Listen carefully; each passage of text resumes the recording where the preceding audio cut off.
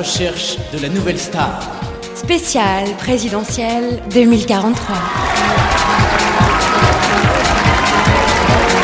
Bonsoir à tous, bonsoir Stéphane. Bonsoir. Et bienvenue pour cette soirée exceptionnelle. Ce soir, nous allons choisir, vous allez choisir, car je vous rappelle que cette élection est aussi la vôtre, notre nouveau président de la République. Oui, beaucoup d'anticipation, une grande excitation même dans la foule. Et ici en régie, cela fait tout de même 36 ans que l'on n'avait pas vécu un pareil événement, Boris. Je ne sais pas vous, mais c'est très stimulant. Oui, la dernière élection présidentielle à grand spectacle remonte en effet à 2007, ou l'an 1 du calendrier Nicolas. Après, c'était toujours un peu couru d'avance. Mais voilà, les grands petits hommes ne sont malheureusement pas éternels et le président Sarkozy Ier nous a quittés l'an passé. Alors tout avait bien sûr été prévu. Sarkozy Ier a immédiatement été remplacé par son clone Sarkozy 2.0. Un successeur, Stéphane, qui n'a pas donné toute satisfaction. Et non, apparemment, il y avait des défauts dans cette nouvelle version du tout petit père des peuples. Sarkozy 2.0 a beaucoup déçu ses sponsors, on peut le dire. Souvenez-vous, il n'a pas supporté l'ouverture des frontières à la main-d'œuvre étrangère, comme l'avaient décidé les représentants du bâtiment et de la restauration notamment. Du coup, l'Assemblée nationale des actionnaires a décidé de le limoger tout simplement. Cela dit, pas d'inquiétude à avoir pour Sarkozy 2.0. Sa maison mère, Bouygues Corporated, lui a trouvé un point de chute, quelque part au Kazakhstan, je crois, où le régime a besoin d'un homme à poigne pour attribuer les marchés de la reconstruction aux entreprises adéquates. Toujours est-il qu'il va nous falloir lui trouver un remplaçant, et c'est là le but de cette grande soirée à la recherche de la nouvelle star de l'Elysée. Une soirée qui s'annonce déjà comme un très très grand succès, Boris. Malgré le délai très court dont nous disposions, nous avons enregistré énormément de candidatures. Et c'est pour cela que nous avons dû faire un tri impitoyable parmi tous ces candidats. Mais ce soir, c'est votre soirée, c'est vous qui décidez. Vous allez découvrir les 3 finalistes.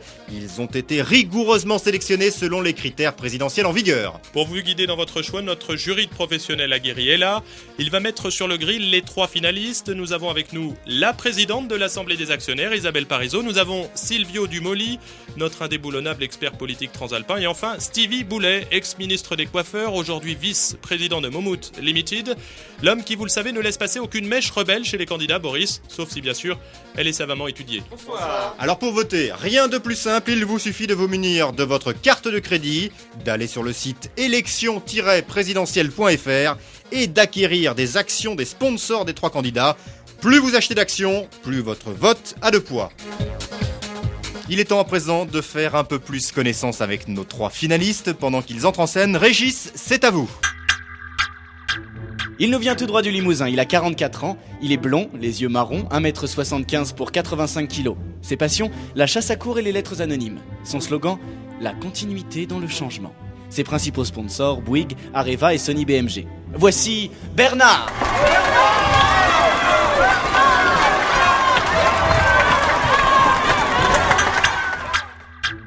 Elle arrive des Alpes-Maritimes, elle a 51 ans, elle est blonde, les yeux bleus, 1m63 pour 51 kg. Ses passions, le sudoku et la vidéosurveillance. Son slogan, la révolution consensuelle. Ses principaux sponsors, les Simon Lafarge, L'Oréal et Spycam. Voici Véronique.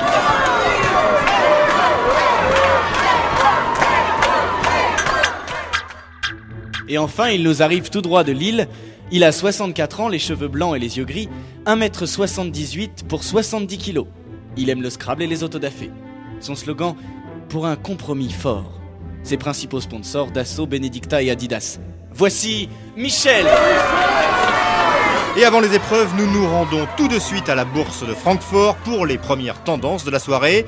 Jean-Pierre Paillard, vous êtes en direct, y a-t-il déjà des mouvements significatifs ? Tout à fait, Boris. Je peux vous dire que les partisans de Véronique sont partis sur les chapeaux de roue.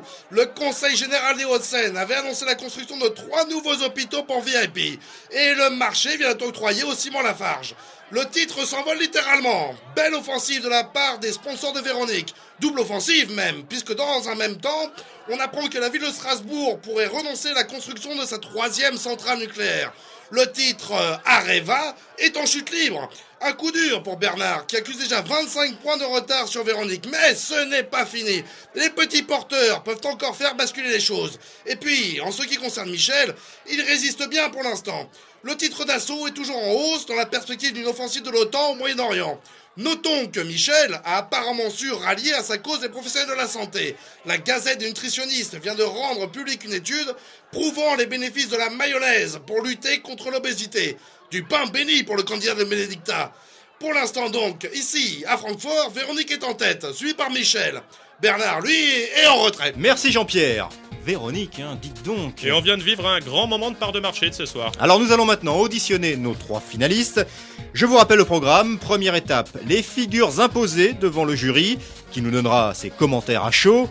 Ensuite, le vote des actionnaires. Un candidat sera alors éliminé. Nous passerons ensuite aux figures libres. Alors Stéphane, quelles sont aujourd'hui les figures imposées ? Eh bien, notre jury a choisi un thème classique, un thème éprouvé de campagne électorale, un thème sur lequel nos 3 candidats vont devoir se montrer convaincants. Il s'agit, vous l'aurez compris, de la sécurité, un thème naturellement en vogue avec la réouverture des frontières. Ah, la sécurité du solide. Nous rejoignons tout de suite dans la salle notre pétasse de plateau. Brigitte, c'est quand vous voulez. Bienvenue au pavillon Baltar Fremantle Unibéton. Pour cette première surprise du Prime, galanterie oblige, c'est Véronique qui entre en piste. Véronique, vous avez 10 secondes. La sécurité est un droit pour tous les Français. Si je suis élue, je m'engage à donner aux forces de l'ordre tous les moyens nécessaires pour lutter contre l'insécurité. Stop, 10 secondes. Merci Brigitte. Je me tourne tout de suite vers notre jury. Alors, la prestation de Véronique, convaincante ? C'était clair, c'était compréhensible. Un peu hésitante au début, mais ça c'est le trac, Moi, c'est mon petit coup de cœur. Alors, un discours qui déchire tout, et je vous l'ai dit en coulisses, et je vais le redire devant tout le monde. Oui, allez-y. C'est top. Silvio ? J'ai bien aimé les coups de langue en direction de son sponsor Spycam. Ça démontre qu'il n'y a pas que le discours, il y a aussi l'interprète, il y a le look, l'univers, un petit côté chaloupé, vachement agréable avec un vrai plaisir, un vrai sourire, très professionnel. Stevie ? Moi, c'est pas pour aller dans le sens, mais je l'ai trouvé très bien. Et puis le chignon, là, c'est parfait. Ça fait très mère fouettarde. Super pour parler de l'insécurité. Franchement, bravo. Apparemment, Véronique a placé la barre très haut. Alors ça va être au tour de Brigitte. Brigitte, un peu de tenue, un peu moins. Enfin, vous faites comme vous le sentez. Alors à qui le tour ? Bonne Brigitte. C'est parti pour la deuxième surprise du Prime. C'est un garçon. Il est beau, il est grand, et j'aimerais qu'il me coach vocalement. C'est Michel. Michel, top chrono. Il faut partir à la reconquête des territoires abandonnés par l'État. La police doit pouvoir se rendre dans tous les quartiers. Il faut lui en donner les moyens. Quelle aisance dans le discours. Merci Michel pour ce grand moment. L'avis du jury. La voix est ferme, il a de la prestance, il me paraît convaincant. Jusqu'ici, ils ont tous du talent et ils ont tous une vraie volonté de faire.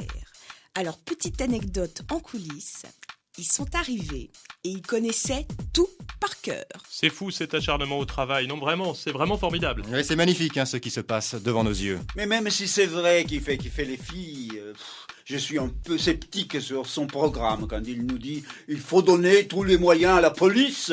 Il pense bien sûr à son sponsor, à Dassault, mais je trouve carrément douteuse l'idée d'aller bombarder les quartiers. Vous avez deviné, c'est évidemment une attaque directe contre Spycam, le sponsor de Véronique. Il perdrait des sacrées parts des marchés sans l'insécurité de la banlieue. Apparemment, Michel ne fait pas l'unanimité au sein du jury. Alors Stevie, votre avis ? Non, là, vraiment, un col Mao avec une raie sur le côté. Je suis désolé, mais moi, ça coince grave. Il est pas du tout crédible. On dirait qu'il passe une audition pour le ministère de la Culture. Oui, pour les plus jeunes auditeurs, rappelons qu'il y avait autrefois un ministère de la Culture. Ah, nos experts sont décidément sans pitié. Michel semble en difficulté. Voyons maintenant ce que Bernard a à nous proposer sur le thème de l'insécurité. Eh bien, je pense que dans la lutte contre l'insécurité, il faut un juste milieu. Entre répression et prévention... Carton rouge, c'est le premier rebondissement. Bernard vient de commettre une faute énorme. Alors là, je suis sans voix. Oui, on peut même parler d'erreur de débutant, tout le monde le sait, depuis maintenant 40 ans, le mot prévention a été banni des débats sécuritaires. Mais quelle erreur! Un coup très dur pour ces sponsors qui risquent maintenant de se voir accoler l'étiquette honteuse, oui je lâche le mot, de laxiste. Excusez-moi, je m'éclipse 2 minutes, il faut que j'appelle Rob. Et plus grave encore, avec cet écart de langage impardonnable, Bernard va à l'encontre de la règle numéro 1 de la course au pouvoir. Toute politique doit avant tout être rentable. Or, s'il y avait de l'argent à se faire avec la prévention, ça se saurait. Vendez tout. Quel dommage, une si belle coupe. C'est gâché, c'est gâché. Toujours est-il que Bernard ne marque vraiment aucun point dans cette manche. Voyons tout de suite avec Jean-Pierre Paillard où en sont les scores. Eh bien, sans surprise, Véronique creuse l'écart à l'issue de cette première manche. Suite à sa prestation très convaincante sur le thème de l'insécurité, les actions Spy Cam sont montées en flèche. La mairie de Nice, notamment, vient de passer commande de 150 000 caméras de surveillance. Le titre L'Oréal, lui aussi, enregistre une belle hausse. Le chignon impeccable de Véronique y est sans doute pour beaucoup. Vous l'avez dit. Michel, lui, reste stable. Sa performance mitigée est compensée par l'annonce du ministère de la Défense d'équiper les conducteurs de chars et les pilotes de Rafale de baskets Adidas dès la saison prochaine. Apparemment, les sponsors de Michel ont décidé de faire bloc. Un bel exemple de lobbying intelligent. Les sponsors de Bernard, par contre, sont complètement dans les choux. Bouygues a bien tenté de limiter les dégâts en mettant en ligne la décevante vidéo de la nuit de noces de Brigitte, qui travaille aussi pour TF1, mais cela ne semble pas suffisant. Il aura fallu une personnalité un peu plus solide. L'action du géant de la télé en béton s'effondre. Et j'apprends à l'instant que le titre Sony BMG s'effondre lui aussi à la bourse de New York. Justement, Sony avait annoncé plus fort la sortie d'un clip de la superstar de la pop, Suri Cruise, où celle-ci était nue, attachée en bondage à un palmier. Mais la chanteuse, c'est incroyable, la chanteuse vient de refuser publiquement, ce qui n'est vraiment pas très patriotique. Et nous avons justement Suri Cruise avec nous, elle va pouvoir s'expliquer. Suri, bonsoir. Bonsoir. Alors, vous ne voulez pas être attaché nu à un palmier au risque de faire s'effondrer la bourse de New York, c'est insensé. There are much more important things than the stock exchange. Il y a des choses plus importantes que la bourse dans la vie. Ouais, enfin, c'est tout de même placé bien haut votre pudeur, vous ne trouvez pas? This is not about decency. Ce n'est pas la pudeur, c'est la marque de bon âge. Ça, c'est plus grave que la bourse. Merci, Souris, pour cet éclairage. You're welcome. Thanks to you. Love your shoes. Love you. Bye. Stéphane, hein, c'est incroyable. Oui, il faut voir le bon côté des choses, Boris. Ça prouve que la France est un grand pays, que la France rayonne toujours. Elle peut le faire. Nous pouvons faire s'écrouler la bourse américaine. Oui, c'est une vraie réponse aux déclinistes. Exactement, il faut que les déclinistes comprennent bien que la France et les marques de bronzage, eh bien ça rayonne. C'est une bonne leçon pour eux. Cocorico donc, et puisque cette élection c'est aussi la vôtre, on retrouve tout de suite Brigitte qui va nous révéler le résultat final après décompte des tickets de carte de crédit. Brigitte, à vous. Et maintenant, le verdict. J'appelle un garçon. C'est Michel.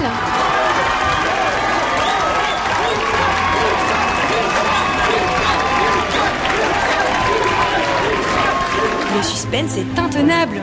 Je ne souhaiterais pas ça à mon pire ennemi. J'appelle Véronique.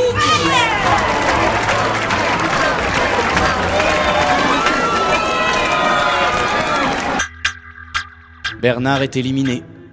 Pour lui, l'aventure s'arrête ici. Les actionnaires français ont suivi le jury en redirigeant leur portefeuille vers des titres plus sûrs.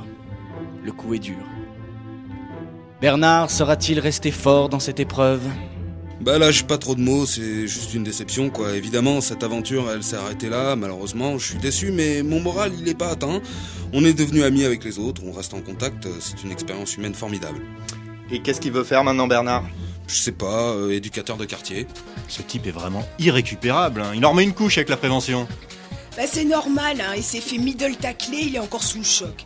Mais bon, franchement, il est hyper attachant pour ça, il me fait toujours délirer, quoi. Mais il aurait dû coucher, c'est tout, c'est simple. Vous ne savez pas y faire dans votre pays pudibond francese. Alors ça va bientôt être le deuxième tour, maintenant figure libre donc. Et le jury, des pronostics ? Ah ben, question coiffure, moi, c'est chignon. Ça m'ennuie d'interrompre une analyse aussi pertinente, mais je crois que ça commence, Boris. Oui, c'est parti, Brigitte ? Boris, je crois que Brigitte s'est absentée. Contractuellement, TF1 l'a obligée à divorcer, à se remarier et à tourner une vidéo de sa nuit de noces un peu plus haute. On va faire ça alors. Allez, Régis, au pied levé. Mesdames et messieurs, c'est le deuxième tour. Les candidats vont maintenant s'affronter en figure libre. Et c'est Michel qui ouvre la danse. Michel qui a endossé pour ce numéro le costume du candidat anti-système. Un très bon choix, la posture « Je ne fais pas partie du système », c'est un grand classique, toujours très payant auprès du public. Un bon choix, mais peut-être un peu risqué, Boris. S'affirmer anti-système, ça passe bien lors des éliminatoires, mais là, en finale, après des mois de concours, c'est beaucoup plus délicat, le public pourrait se méfier. Et nous allons voir tout de suite comment Michel va s'en sortir. Michel, c'est à vous, vous avez 10 secondes. Je veux un véritable changement de politique dans ce pays. Les Français en ont assez de voir toujours les mêmes têtes. Je suis le candidat de la brisure. Très fort, très très fort. À mon avis, Michel a parfaitement su renouveler l'exercice. Mais je me tourne vers nos experts pour une analyse en profondeur. Qu'en pense le jury ? Il a été très bon. En l'écoutant, j'ai presque oublié que ça fait des mois qu'on les voit tous les jours sur les écrans. Et alors, oser enlever sa cravate comme ça, sans prévenir, quel rebelle. Moi, je suis conquis. Ah, décidément, cette campagne électorale est vraiment d'un très haut niveau. Voyons maintenant, Stéphane, comment va réagir Véronique ? Véronique qui nous a préparé une chorégraphie sur le thème de la fracture entre les élites et le peuple. Voyons un peu cela. Et je vous interromps, Stéphane, car on me passe une vidéo YouTube sur mon Visio, mais regardez, Stéphane Michel est avec une jeune femme, main dans la main. Apparemment, le service de presse de Michel a bien travaillé en faisant filtrer des informations cruciales sur sa vie privée. Mais dites-moi, on la connaît cette femme, mais c'est Véronique. Non, trop fort. Oui, c'est un coup de théâtre incroyable qui se déroule en ce moment sous nos yeux. Ça se passe maintenant, nos deux finalistes, main dans la main. Et la vidéo est en train d'être diffusée sur l'écran géant derrière Michel. Bellissimo, c'est ça que j'appelle de la politique. Je veux un contrat d'exclusivité pour l'Italie. Quand même, un si beau chignon, avec une si vilaine raie, il n'y a plus de valeur. Et les deux finalistes quittent la scène. On va tout de suite retrouver Jean-Pierre Paillard. Alors Jean-Pierre, quelles sont les réactions ? Je ne vous cache pas qu'on s'attend ici à du grand spectacle. Eh bien Boris, vous n'allez pas être déçus. Dassault et L'Oréal viennent de fusionner. Benedicta a racheté les ciments Lafarge. Quant à Spycam, ils viennent d'annoncer qu'ils équiperaient toutes les baskets Adidas de mini-caméras de surveillance. J'assiste ici à une véritable orgie spéculative. La bourse s'enflamme, c'est le plus beau jour de ma vie. Jean-Pierre ? Je crois que Jean-Pierre là vient de nous faire un arrêt cardiaque. Ah, une bien belle mort tout de même. On retrouve tout de suite Régis backstage qui est avec Michel. Régis, on veut tout savoir. Quelle soirée ? Oui, Boris, c'est un mélange d'euphorie et de bataille rangée. Ici, c'est inimaginable. Les paparazzis officiels de Voici et de Paris Match viennent de se déclarer la guerre. Et ils se tirent dessus au lance-roquettes.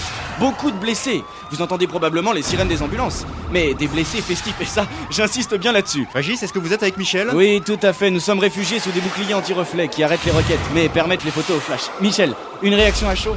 Bientôt l'Elysée, ça doit faire quelque chose. Ouais, c'est un beau cadeau. Pour Véro aussi, et pour ma femme. Moi, franchement, c'est le rêve qui se réalise. Vous ne vous y attendiez pas, sincèrement ? Non, sincèrement non. Et déjà, avoir l'opportunité de faire le salon de l'agriculture, c'est magnifique. Mais d'un coup, l'Elysée comme ça, voilà, c'est la cerise sur le gâteau. Merci Michel. À vous la régie. Que d'émotion, c'est tout simplement énorme ce qui se passe maintenant. Ok, 50-50 sur les chaînes espagnoles. Oui, les chaînes espagnoles, hein ? Ah non, l'Albanie, je m'en fous, ils ont pas de couilles. C'est génial, comme quoi tout est possible. On vibre ici, grande maîtrise. Oui, enfin, quand même... Et ce sera le mot de la fin, merci à tous. Et oui, ça se passe très très vite.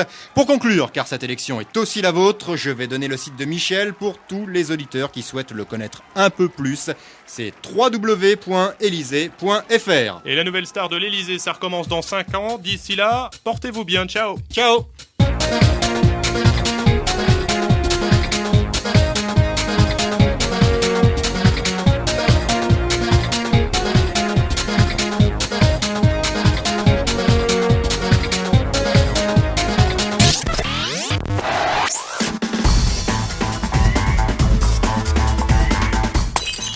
Merde, je l'ai cassé. Ah mais quel con. On a perdu la liaison avec le futur. Bravo. Le journal du futur, pour l'instant, c'est terminé. La faille spatio-temporelle est en réparation. En attendant, le groupe d'intervention surréaliste se consacre à la bande dessinée. Tout doit disparaître sortira en octobre aux éditions Danger Public. Vous trouverez plus d'informations sur notre site www.surrealisme.org. Et si vous êtes resté coincé du mauvais côté de la faille, eh bien, bonne chance et bonne fin de soirée sur Radio Futur.